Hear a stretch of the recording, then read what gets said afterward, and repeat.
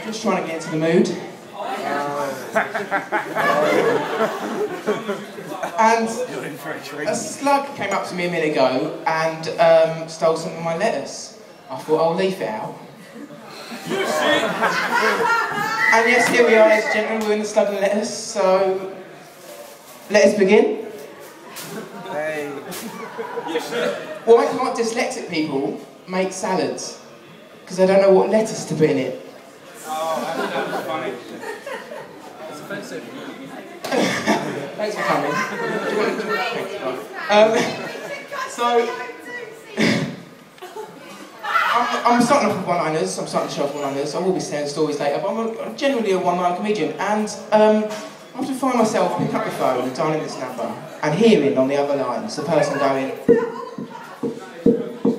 it's a punchline.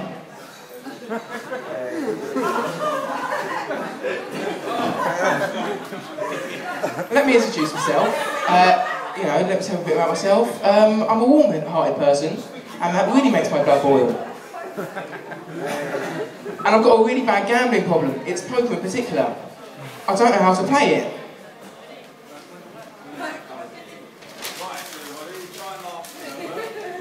That's my catchphrase. Thanks. Compliments are always good during this show, but leave it for after.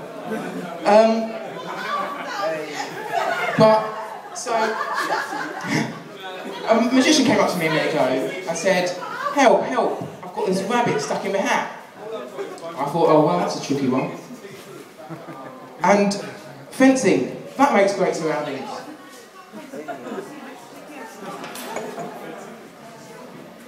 Women covered in butter, that really turns me on. And what's yellow and smells of Marge? Homer's finger.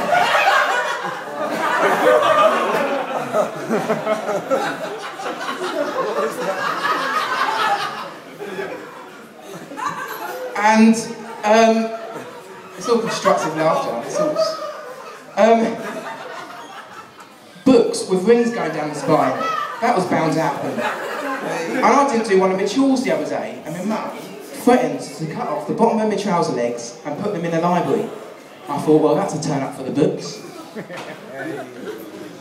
Oh, I finally got my point across. Point taken. And my friend, the recession hit him really hard.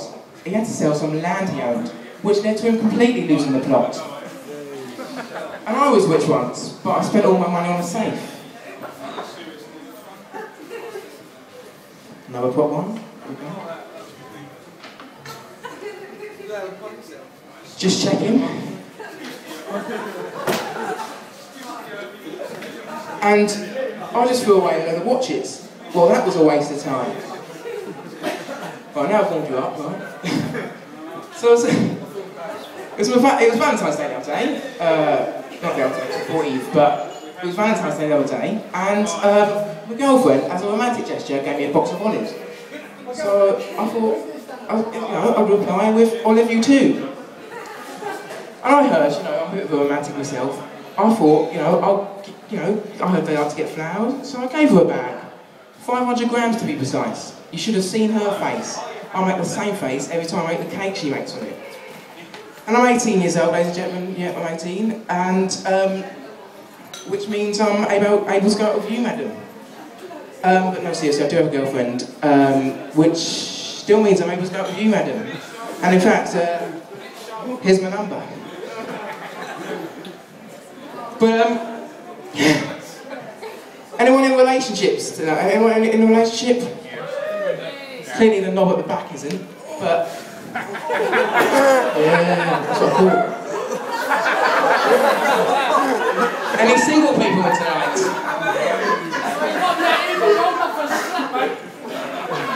Any people not sure?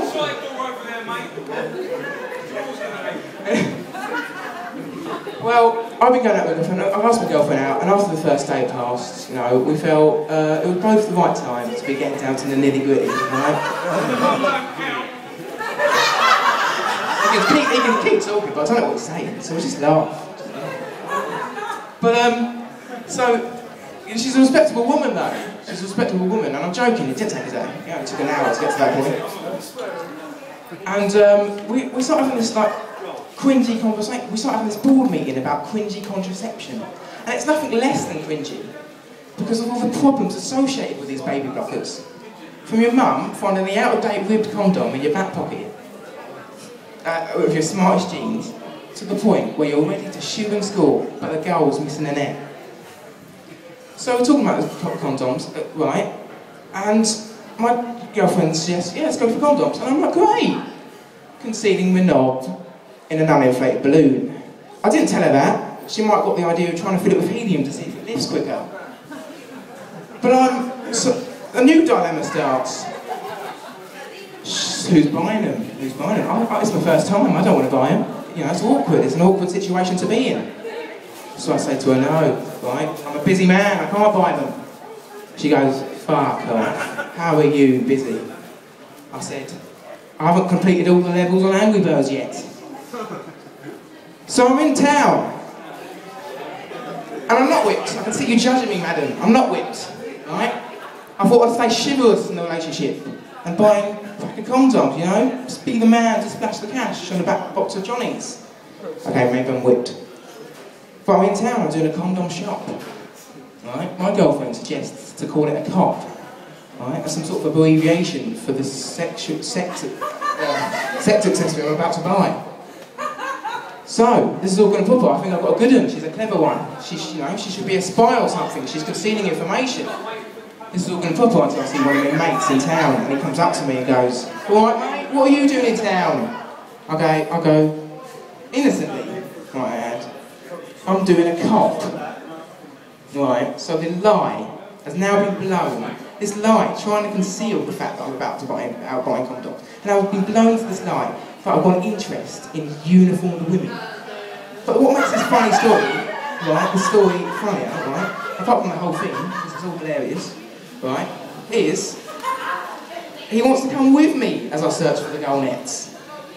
So, we're in Tesco, right, we're in Tesco. I feel that we can conceal the condoms in a pile of shopping to make it less awkward. I think I can outsmart awkwardness and conceal it in a thing. So the procedure would go, bread, milk, boop, chicken, boop, condoms, boop, Malibu. But the cashier and everyone around that desk wouldn't even realise what sexual antics I'll be getting up to later. But then, I get to aisle 3, I'm going down the aisle, I look up, and there they are, condoms, concealed in a plastic cage, right?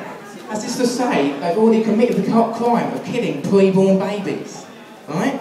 So I say, what's this about the procedure? The needle on the haystack procedure I've just thought up is irrelevant. Right? Imagine it, bread, boop, milk, boop, chicken, boop, Michael Bublé album, boop, 3-pack of feather lights. Excuse me sir, we've just got to remove this unnecessary packaging. No, I'm not having it. The irony, protection surrounded in protection. Right? Talk about extra safe. So we leave, I'm out the door. I'm ending up in Superdrug, right? Can be.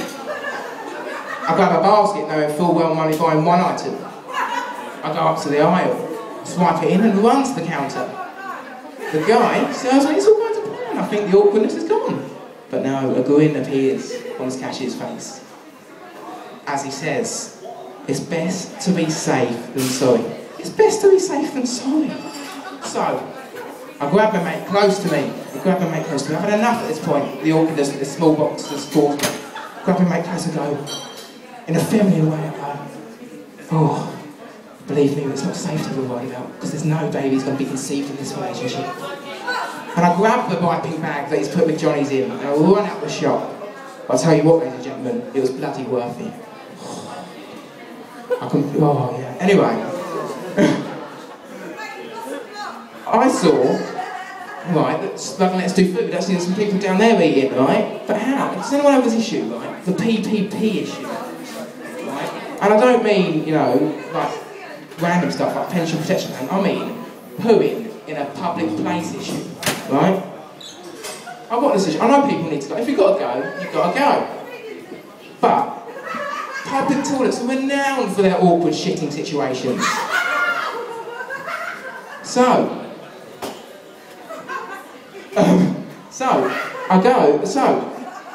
I remember, so I'm the sort of person that brings an Andrex washlet to my pooing experience at home. I mean, you know, I need a delayed wall mount and a heated seat to go, let alone going in a public toilet. I remember a time when I was a kid, I went, right, I had to go in, it was at school, and I arrived at the shacks that our schools provided us with as toilets, right? And everywhere's got these like environment lights going on now, haven't they? Those ones that turn on as you walk into the room. I'll tell you what they're not for. A shit and go between mattress and PE, right? I was putting burst. Look at this body. How was I supposed to run around with this body, let alone last night's dinner swirling around inside me? I had to go. I was sitting there, and I was doing a smooth running game of Snake, and the lights went out. Right? I was sitting there with a brown ass in a blacked out room. Right? So, obviously I forgot to do the poo dance, because you've got to have something to worry about while you're on the toilet. So I'm sitting there, I managed to feel my way into the loo roll, grab a bit, and I'm standing there, in the blacked out room, trying to activate the lights while wiping my arse like this. I'm like, come on, turn the lights, come on. I've never arrived for PE after breaking a sweat before. It's put me off going to a foreign bar. But I haven't been in ages, but I had to go the other day. I was in Nando's. I was eating the extra hot. A half chicken, of course. You know, I'd like to get my money's worth. I was eating the extra hot, right? I was marinating the chips and the spicy rice in the black bottle. It was getting intense in there. The pressure was building. The bottomless drinks weren't even soothing the pain anymore. I had to go. I ran in and plunged myself on the bottle. Covering the seat in tissue first. You've got to, you don't know what will catch, right? I plunged myself down. I was ready to go. But I heard next to me a man helping this kid pee. Not a man, it was his father. It can't be a random guy. I mean, it was a father helping his son go to the pee, right? I was like shushing the arse. I was like, shh, don't go, shh. I was adamant not to make a splash noise in the toilet. I was adamant, I was like, shh, everyone gets that. You know you don't want anyone hearing you doing a poo in a public toilet. I was like, shh. Right? But it released. Like a greyhound chasing a rabbit. Oh, and the guy in the cubicle next to me, he fell silent. He fell silent. And then, all of a sudden, he covered his son's eyes and said, come on son, we're leaving. To be fair, I shouldn't have been going into your urinals. I just couldn't make it to the cubicles on time. But ladies and gentlemen, thanks for listening, but I won't leave you with that. I'll leave you with one fun joke, because I like finishing on a bang. And here it is. And there it is, ladies and gentlemen, that's my big finish.